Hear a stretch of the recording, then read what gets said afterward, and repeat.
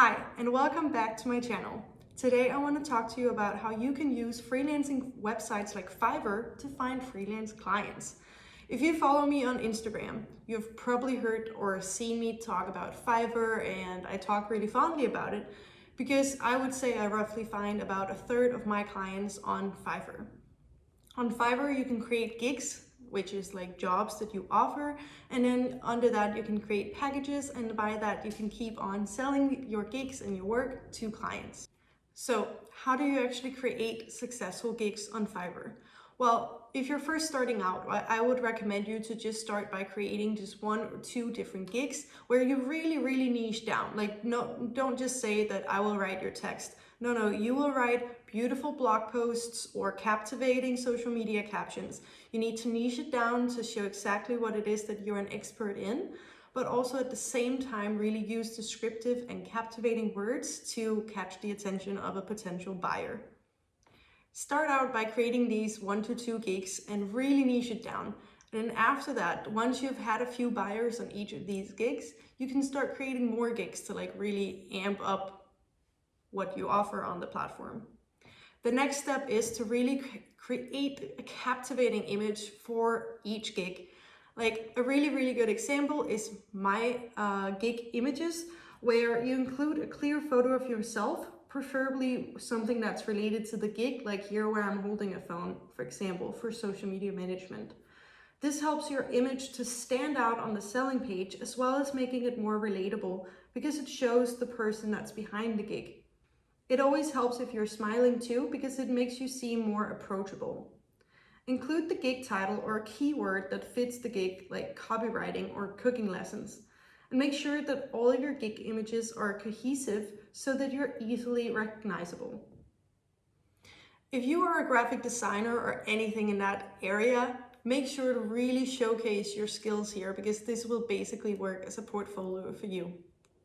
When you're creating a gig, make sure that you create or include everything possible in the metadata about the gig. This can be, for example, the language, the delivery time, and anything related to that.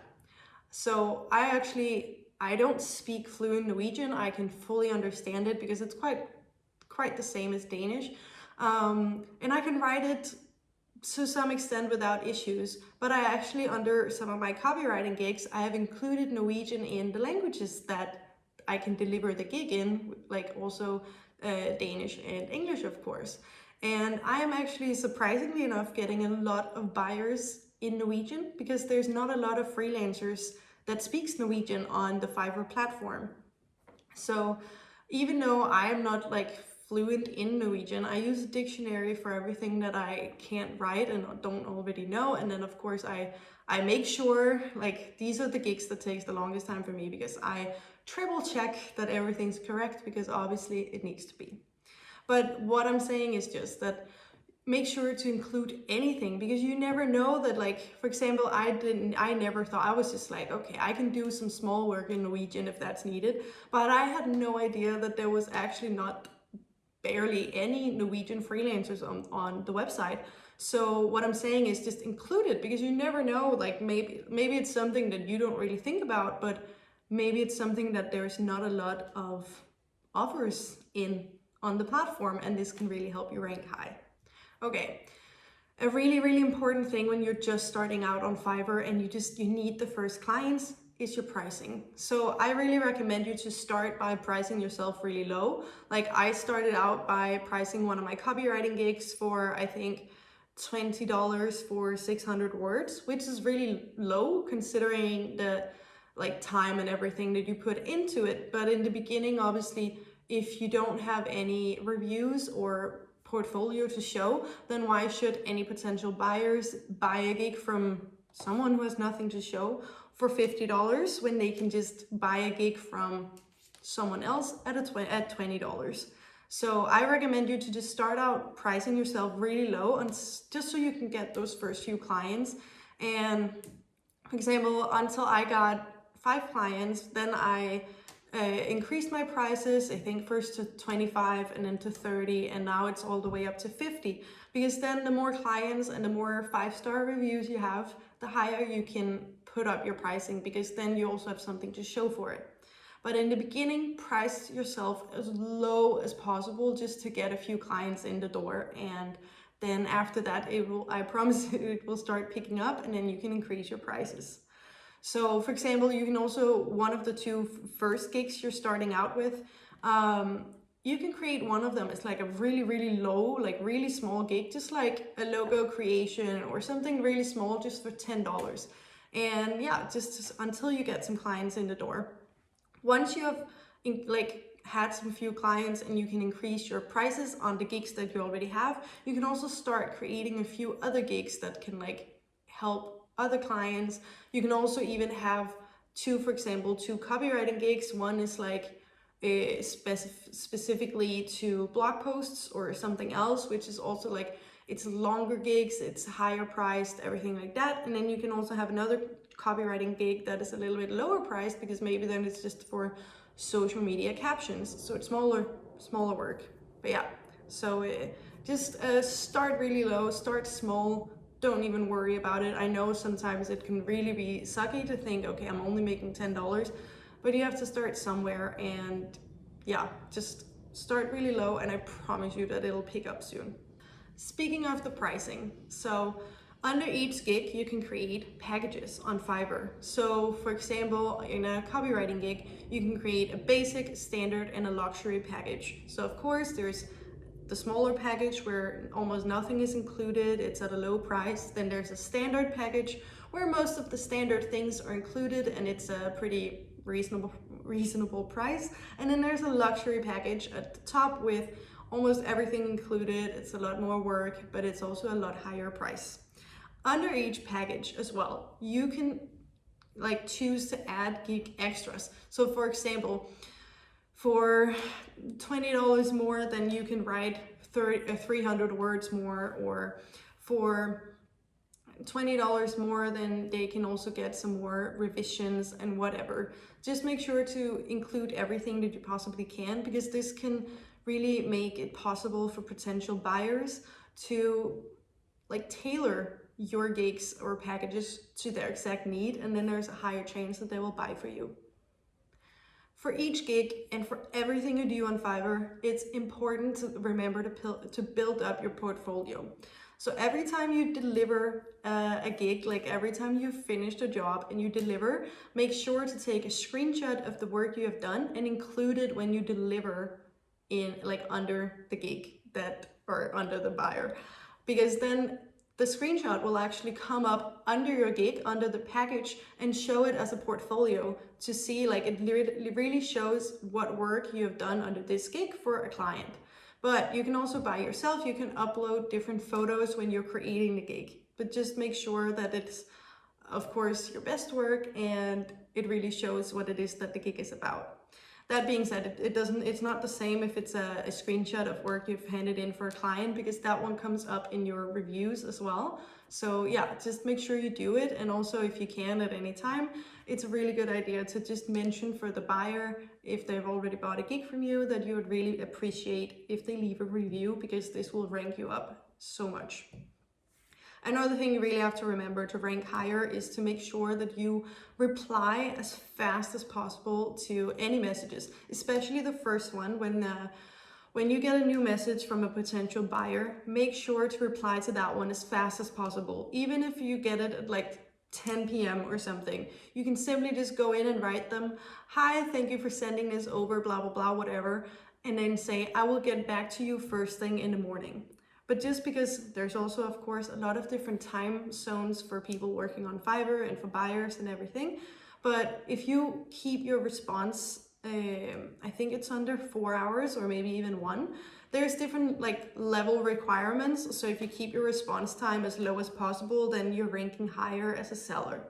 Same goes with delivery time. Just always make sure to deliver your jobs on time or as fast as possible, especially because this is also something that will help you get higher ratings.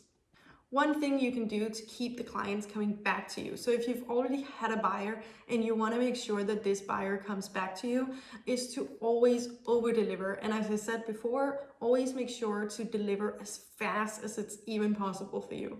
Like sometimes I like to do, if I have time, like right when a buyer buys a gig for me, I start on it right away. Sometimes I've even had it done within 2 hours, and the delivery time was 2 days. But this makes the buyer so incredibly happy. If you also over deliver at the same time so they're sure they get quality work, then the next time they have anything that's related to this kind of work, they will think of you again. I've even had this client, for example, where I delivered in 2 hours. He actually recommended me to 2 of his friends. So I ended up getting multiple clients out of this one client. So it's definitely something that works really, really well if you want to have the clients that keeps coming back to you, or even refer friends to you as well. That being said, it can also be a really good idea to keep in touch with the clients. So if you've had a client that already bought from you 1 or 2 times or even more, if you haven't heard from them in a while, feel free to at any point like write them and be like, oh hey, I was just wondering if you have any work that I can help you with. Just so that you're always in the top of their mind, and like maybe sometimes they're actually saying yes, or they're like, oh, I will soon have it, but let me just get back to you. So it's a really good way to have clients that keep coming back to you. If you at any point get clients for bigger services like social media management, for example, there, of course, Fiverr takes a fee of everything you earn on there, and you can set up monthly milestones with a client on Fiverr, so it's not an issue. But what I do really often is that I take clients that want a longer commitment, for example, social media management, or a monthly agreement on copywriting, is that I take it outside of Fiverr. You're not protected the same way, so make sure to always have a contract and clear guidelines and everything you need for that. But at that point, both you and the client, you get out of paying the fees to Fiverr. So I only do this if it's like longer commitments. Like I think within the last few months, I've gotten like 3 social media management clients from Fiverr alone, and that's always for like a longer term. I also have a copywriting client that wanted a 6-month contract, so we choose to do it outside of Fiverr, getting paid on a monthly basis, because then both me and them don't have to pay the fees. But if it's something that's just like a 1 or 2 time thing, or like varies a lot from project to project, definitely keep it in Fiverr. Keep all the communication in Fiverr if you can, because that way you're more protected. One other thing you can do when you're first getting started on Fiverr, if you really haven't gotten any clients or buyers yet, is reach out to your friends. If you have any friends that are also on Fiverr, what me and some of my friends did in the beginning was to buy a little gig from each other. It could just be something super small and simple, because obviously you pay for it.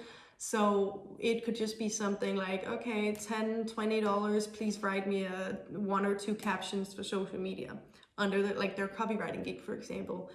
And take a screenshot, everyone just leaves each other 5-star reviews, and at that point, like, at least you're not starting from 0. You already have 1 5-star review, you have a little something for your portfolio, and you have a happy buyer. So it really, really ranks, like helps you rank in the beginning. So yeah, that's at least one of the best tips to get started, because on Fiverr, you can't go out and look for the clients. You can, of course, promote your Fiverr profile and your gigs by sharing a link to your social media and so on. But other than that, there's not a lot you can do until the clients, they come to you. So yeah, help each other out. There's unfortunately no secret trick to get a lot of buyers and earn money from Fiverr, like straight out of the beginning, unfortunately. But I really hope that all of these tips have helped you a little bit on at least how to get started and how to make your chances the best at getting buyers on Fiverr. Just remember to work really hard, because on Fiverr, hard work really pays off, as you can hear. So yeah, I know it can be really tough in the beginning, and you can't just count on the buyers to come basically falling into your inbox, but just be patient, and I really, really promise you that it will pick up within a few months. That was it for today. I really hope that this helped you in any way to learn a little bit more about Fiverr and at least try it out. So I do have a referral link in below the video here. So if you want to Please use my link when you sign up, or also if you're thinking about buying any services on Fiverr. Both you and I actually get referral money for up to $100 if we use the same, or if you use my link basically. So I would really appreciate that. Other than that, if you want any help on your Fiverr gigs or anything, feel free to leave a link to one in your in my comments or in the comments below. Yeah, and I will do my best to take a look at it and give you some feedback on if there's anything you can improve or anything else I can help with. So yeah, remember to like and subscribe, and yeah, you know the drill. Thank you so much.